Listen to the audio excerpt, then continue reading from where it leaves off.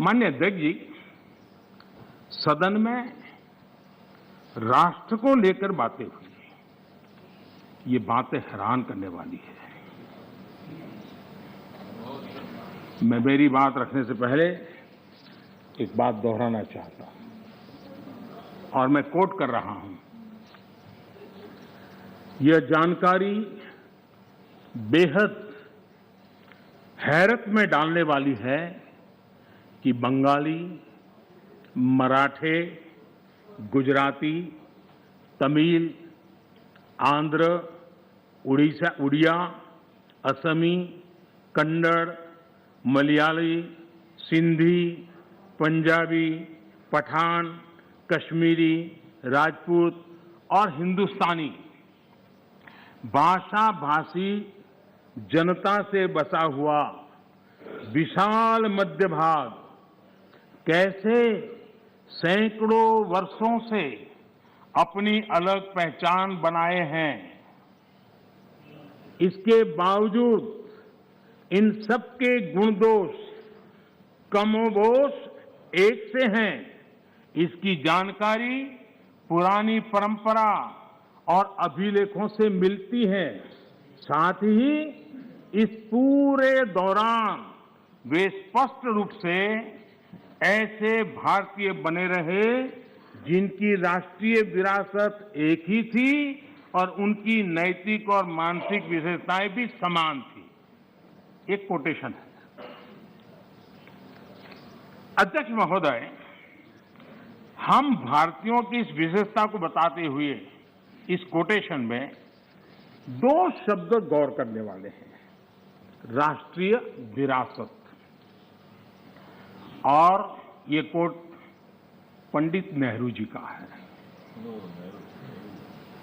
ये बात कही थी नेहरू जी ने और अपनी किताब भारत की खोज में है। हमारी राष्ट्रीय विरासत एक है, हमारे नैतिक और मानसिक विशेषताएं एक है। क्या बिना राष्ट्र के ये संभव है? इस सदन का ये कहकर भी अपमान किया गया कि हमारे संविधान में राष्ट्र शब्द नहीं आता।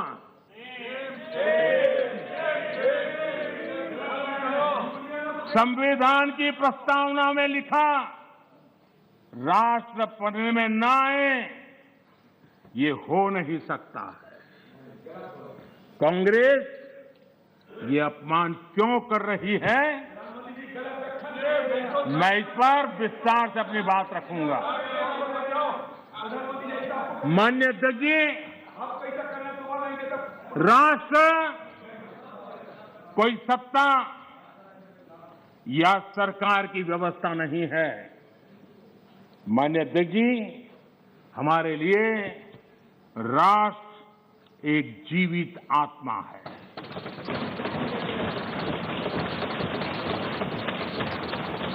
और इससे हजारों साल से देशवासी जुड़े हुए हैं और जूझते रहे हैं।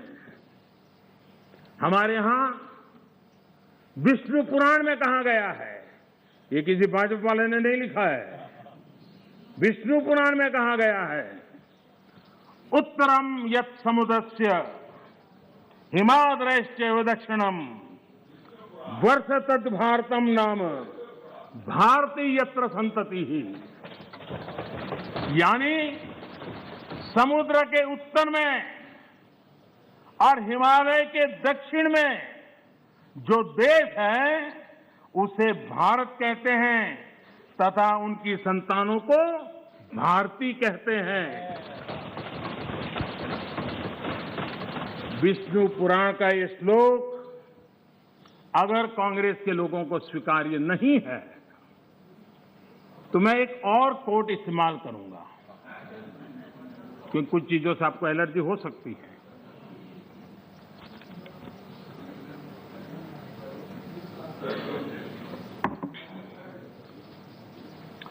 मैं कोट कह रहा हूं, एक क्षण आता है मगर इतिहास में विरल ही आता है जब हम पुराने से बाहर निकलकर नए युग में कदम रखते हैं, जब एक युग समाप्त हो जाता है, जब एक देश की लंबे समय से दबी हुई आत्मा मुक्त होती है। ये भी नेहरू जी के ही बोल है। आखिर किस नेशन की बात नेहरू जी कर रहे थे जी? ये नेहरू जी कह रहे हैं। और माननीय अध्यक्ष जी, यहां तमिल सेंटिमेंट को आग लगाने की भारी कोशिश की गई। राजनीति के लिए कांग्रेस की जो परंपरा अंग्रेजों के विरासत में आई दिखती है, तोड़ो तोड़ो तोड़ो और राज करो, तोड़ो और राज करो, बांटो और राज करो। लेकिन मैं आज तमिल भाषा के महाकवि माननीय अध्यक्ष जी, तमिल भाषा के महाकवि और स्वतंत्र सेनानी आदरणीय सुब्रमण्यम भारती ने जो लिखा था, मैं यहां दोहराना चाहता हूं। तमिल भाषी लोग मुझे क्षमा करें, मेरे उच्चारों में कोई गलती हो तो, लेकिन मेरा आदर और मेरी भावना में कोई कमी नहीं है। सुब्रमण्यम भारती जी ने कहा था, मन्नुम इमय मलय एंगल मलय पन्नरुम उपनित नुलेंगल नुले पार मिसे एधोरु नुल इधु पोले पोन निलोर भारत नांडेघल नाडे पोड रुवोम इक्ते इमक किलेडे। इसका भावार्थ जो उपलब्ध है वो इस तरह का है। सुब्रमण्यम भारती जी कहते हैं, जो उन्होंने तमिल भाषा में कहा है उसको मैं अनुवाद, जो भाव मुझे उपलब्ध हुआ है मैं कह रहा हूं। सम्मानित जो सकल विश्व में, सम्मानित जो सकल विश्व में महिमा जिनकी बहुत रही है, महिमा जिनकी बहुत रही है, अमर ग्रंथ से वे सभी हमारे, अमर ग्रंथ वे सभी हमारे, उपनिषदों का देश यही है। सुब्रमण्यम भारती कह रहे हैं, गाएंगे यस हम सब इसका, गाएंगे यस हम सब इसका, यह है स्वर्णिम देश हमारा, यह है स्वर्णिम देश हमारा। आगे कौन जगत में हमसे, आगे कौन जगत में हमसे, यह है भारत देश हमारा, यह है भारत देश हमारा। ये सुब्रमण्यम भारती जी की कविता का भाव है। ये वो संस्कृति है। और मैं आज तमिल के सब नागरिकों को सैल्यूट करना चाहूंगा।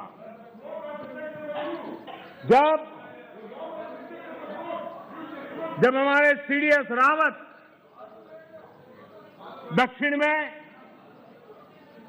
हेलीकॉप्टर के अकस्मात में उनका निधन हुआ और जब उनका बॉडी तमिलनाडु में हवाई अड्डे की तरफ ले जाने के लिए रास्ते पर गुजर रहा था, मेरे तमिल भाई, मेरी तमिल बहनें लाखों की संख्या में घंटों तक कतार में खड़ी रही थी रोड पर, कोई सूचना नहीं, संदेश नहीं, इंतजार करते खड़ी रही थी। और जब सीडीएस रावत का बॉडी वहां से निकल रहा था, तब हर तमिलवासी गौरव के साथ हाथ ऊपर कर करके आंख में आंसू के साथ कहता था, वीर वणक्कम, वीर वणक्कम, वीर वणक्कम, ये मेरा देश है।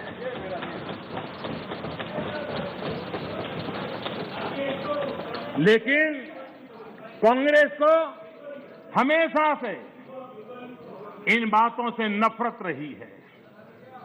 विभाजनकारी मानसिकता उनके डीएनए में घुस गई है। अंग्रेज चले गए, लेकिन बांटो और राज करो, ये नीति कांग्रेस ने अपना चरित्र बना लिया है। और इसलिए ही आज कांग्रेस टुकड़े टुकड़े गैंग की लीडर बन गई है।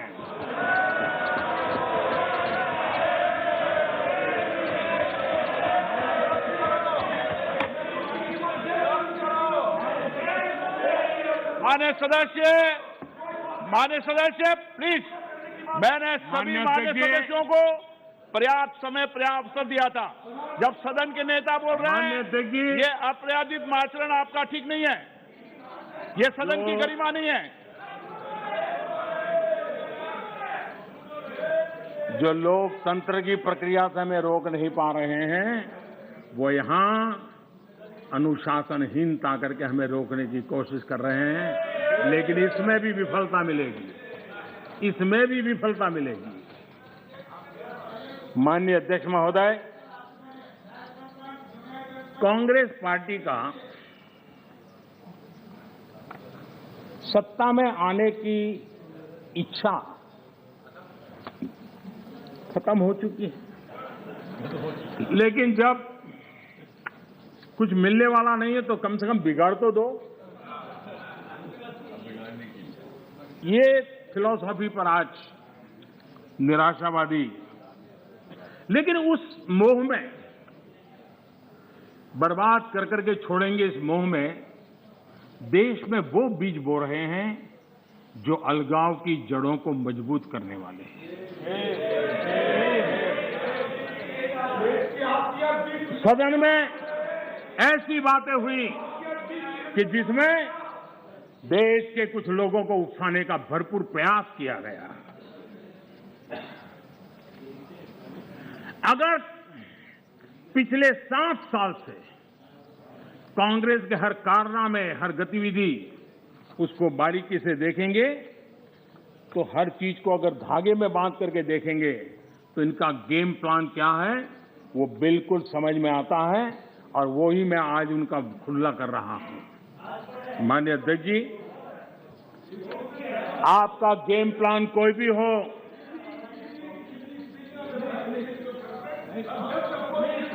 माननीय अध्यक्ष जी, ऐसे बहुत लोग आए और चले गए, लाखों कोशिशें की गई, अपने स्वार्थवश की गई, लेकिन ये देश अजरा अमर है, इस देश को कुछ नहीं हो सकता। तेव्हा संसदेमध्ये बोलताना पंतप्रधान मोदींनी काँग्रेसवर जोरदार प्रहार केलेले आहेत महागाई आणि अन्य मुद्द्यावर। आणि आता या तासातल्या मुख्य घडामोडींवर एक नजर टाकूया। हेडलाइंस ब्रॉट यू बाय सुहाना मसाले। सुहाना मसाले बनाए पनीर मजेदार। देशभरात कोरोना पसरवण्यासाठी महाराष्ट्र काँग्रेस जबाबदार, पंतप्रधानांचा गंभीर आरोप। परप्रांतीयांना मुंबईतून जाण्यास उचकवल्याचाही दावा। लता दीदींच्या स्मारकावरून वादाचे सूर, शिवाजी पार्कवर स्मृतीस्थळ उभारण्याची भाजपची मागणी, तर शिवाजी पार्कची स्मशानभूमी करू नका, प्रकाश आंबेडकरांची परखड प्रतिक्रिया। राज्यामध्ये ओबीसींच्या राजकीय आरक्षणाचा मार्ग मोकळा होण्याची शक्यता, सरकारी प्रणालीतल्या ओबीसींचा 32% संख्या आयोगाकडून वैध, सुप्रीम कोर्टात उद्या सुनावणी। शिवसेनेचा माझी हत्या करण्याचा हेतू होता, किरीट सोमय्यांचा आरोप। मुख्यमंत्री कार्यालयातून आलेल्या सूचनेनंतरच हल्ला केल्याचाही दावा। 10वी-12वीच्या बोर्ड परीक्षांसाठी वर्ग देण्यास नागपूर शिक्षण संस्था महामंडळाचा नकार, अनुदानित शाळांना वेतनेतर अनुदान मिळत नसल्यानं भूमिका। राज्यामध्ये रक्षणकर्तेच असुरक्षित, डीजेला विरोध केल्यामुळे शेगाव पोलीस स्टेशनची तोडफोड, तर उस्मानाबादेत अवैध कत्तलखान्यावर कारवाईसाठी गेलेल्या पोलिसांवर गावगुंडांचा हल्ला। ओवेसींच्या दीर्घायुष्यासाठी 101 बकऱ्यांचा बळी, हैदराबादमधला धक्कादायक प्रकार। कार्यक्रमाला एमआयएमचा आमदारही उपस्थित।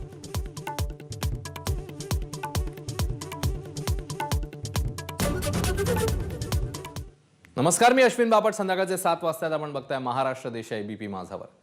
बुलेटिनच्या सुरुवातीला बातमी येते पंतप्रधान मोदींनी काँग्रेसवर केलेल्या अत्यंत गंभीर आरोपांची। कोरोना देशभरात पसरवण्यासाठी महाराष्ट्र काँग्रेस जबाबदार आहे असा आरोप पंतप्रधान मोदींनी केलाय।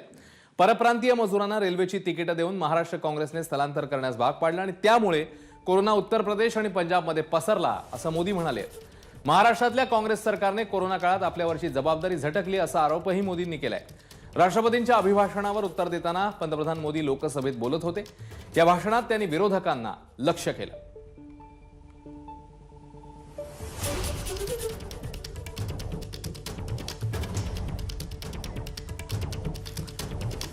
संसदेमध्ये बोलताना पंतप्रधान मोदी नेमकं काय म्हणालेले आहेत आपण बघूया. पहली लहर के दौरान मैंने आप देश जब ने पर्याप्त अवसर दिया था. लॉकडाउन का पालन कर रहा था, जब WHO दुनिया भर के लोगों को सलाह देता था, सारे हेल्थ एक्सपर्ट कह रहे थे कि जो जहां है वहीं पर रुके. सारी दुनिया में यह संदेश दिया जाता था, क्योंकि मनुष्य जहां जाएगा, अगर वो कोरोना से संक्रमित है तो कोरोना सांस ले जाएगा. सब कांग्रेस के लोगों ने क्या किया, मुंबई के रेलवे स्टेशन पर खड़े रह करके मुंबई छोड़कर जाने के लिए प्रोत्साहित करने के लिए मुंबई में श्रमिकों को टिकट दिया गया, मुफ्त में टिकट दिया गया, लोगों को प्रेरित किया गया कि जाओ महाराष्ट्र में हमारे पर जो बोझ है वो जरा कम हो, और जाओ तुम उत्तर प्रदेश के हो, तुम बिहार के हो, जाओ वहां कोरोना फैलाओ. आपने ये बहुत बड़ा पाप किया, अफरा तफरी का माहौल खड़ा कर दिया. दरम्यान पंतप्रधान मोदींच्या याच विधानाचा समाचार घेताना काँग्रेसच्या नेत्या प्रियंका गांधी नेमकं काय म्हणालेत गोव्यामध्ये बघूया. सर आप ढकलिए मत, हम लोग पूछते हैं. धक्का मत मारिए, आप धक्का मत दीजिए सर, आराम से हम बात करते हैं. आप धक्का मार मैं मोदी जी ने अभी पार्लियामेंट में कहा है कि देश में फैलाया है. माइग्रेशन जो हुआ उन्होंने छोड़ दिया भगवान भरोसे. खाना नहीं, घर जाने का माध्यम नहीं था, पैदल चल रहे थे, रास्ते में मर रहे थे, उनको कोई मदद न करे. वो चाहते थे मोदी जी. क्या चाहते हैं मोदी जी? और जो उन्होंने बड़ी बड़ी रैलियां की, कांग्रेस को तेव्हा कोरोना काळात मोदींनी देशाला वाऱ्यावर सोडलं असं म्हणतात प्रियंका गांधी. आणि आत्ता जो मोदींनी आरोप केलेला आहे त्याला त्यांनी प्रत्युत्तर दिलेलं आहे गोव्यामध्ये.